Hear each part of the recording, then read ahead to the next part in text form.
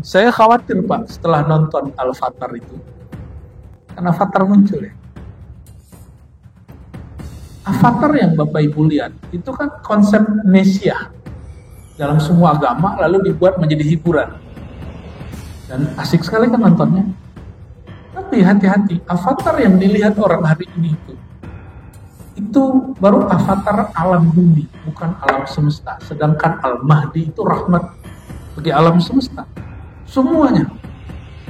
Tidak hanya bumi ini. Di situ disebutkan puncak daripada avatar, sang penyelamat, juru selamat akhir zaman, itu mampu mengendalikan 4 unsur alam. Api, air, air. Itu disebut orang sakti. Hanya mengendalikan bumi. Kalau dalam ilmu kemarifatan, orang ini disebut wali alam, bukan wali Allah.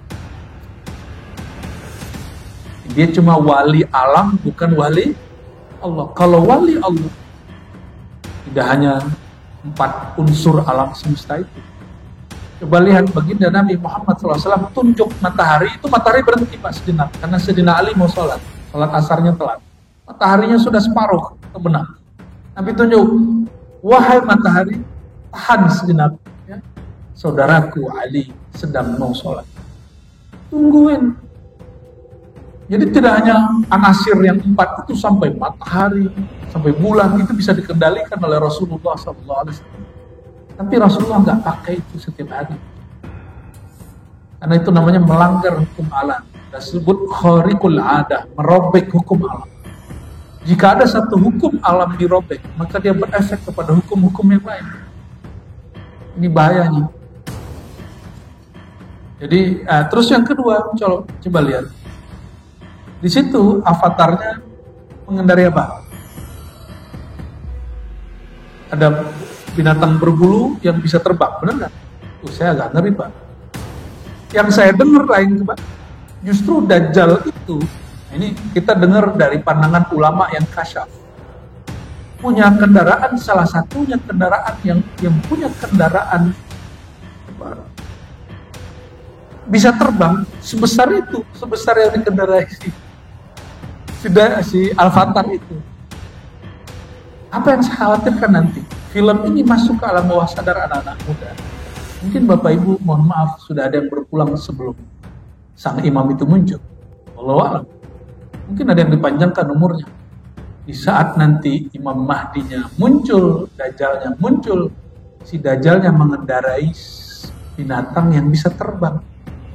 Orang mengira, oh ini Avatar, ini Mahdi. Itu yang saya khawatirkan. Ya. Sedangkan Imam Mahdinya tidak dikasih buruk, nggak dikasih buruk Pak, disuruh berjuang seperti manusia biasa, dikejar-kejar,